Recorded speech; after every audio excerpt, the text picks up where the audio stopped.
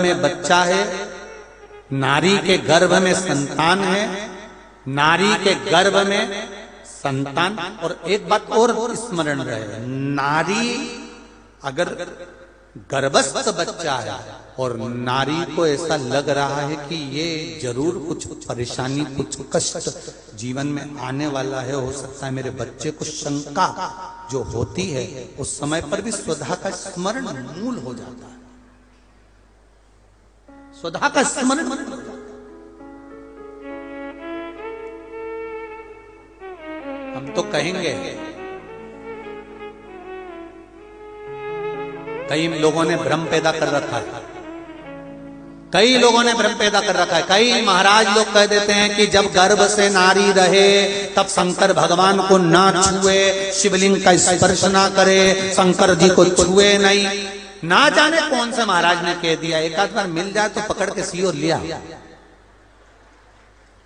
जिसने कहा, जब शिव महापुराण की कथा कर रही है, अकाल मृत्यु वो मरे जो काम करे चंडाल का, और काल उसका क्या बिगाड़े जो भक्त हो महाकाल का। जो शंकर का उपासक होता है, शंकर का स्पर्श करता है, शिवलिंग का मात्र स्मरण, केवल स्मरण, केवल स्पर्श करता है, तो कहा उसके कौटि कौटि पाप छिन्न हो जाता है। तो गर्भस्थ नारी, अरे भाई, लिंगायत संप्रदाय का वर्णन हिंगोली से करा था, परली से करा था कि लिंगायत संप्रदाय में शिवलिंग को मानते हैं।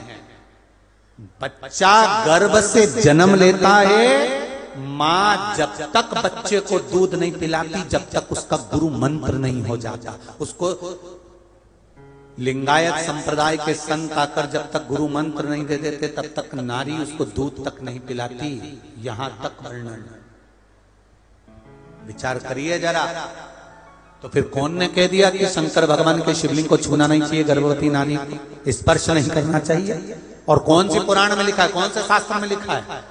यहां शास्त्र कह रहा है, शिव महापुराण, स्कंद पुराण, लिंग पुराण, नर्मदा पुराण, पद्म पुराण वर्णन करती है। आप दिल से, हृदय से, चित्त से शंकर भगवान की आराधना कर सकते हो। हाँ, नारी अगर गर्भस्थ बालक है और उसको चिंता है, बहुत टेंशन है, और उसके साथ शिव की आराधना कर रही है, तो बाबा के ऊपर एक बेलपत्र भी अगर वो चढ़ा रही है चावल के दाने के साथ, तो ये निश्चित है कि स्वधा उसके गर्भ की रक्षा करती है और बच्चा समाप्त नहीं हो सकता। ये निश्चित है। स्वधा तप करी, साधना करी, और तप साधना कर कर स्वधा के सम्मुख में 3 बेटियां प्रकट हो गई हैं। वो 3 बेटी है महाराज, 3 बेटी प्रकट।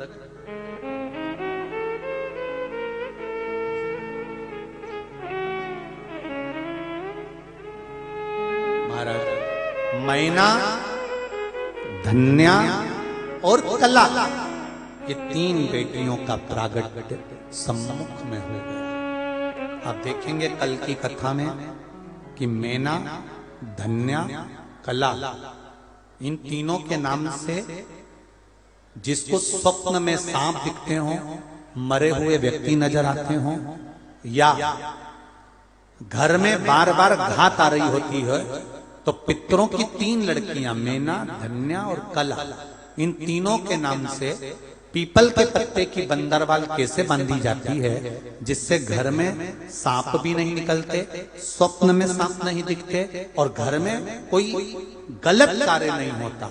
जैसे बच्चे गलत संगत की ओर नहीं जाते, मदिरा पान जुआ वैश्यावृत्ति इसकी ओर ना जाएं, वो कथा कल की कथा में लेंगे और पितरों की बेटियों के चरित्र को आगे बढ़ाएंगे। तो आज यहाँ पर भगवान गणेश जी महाराज का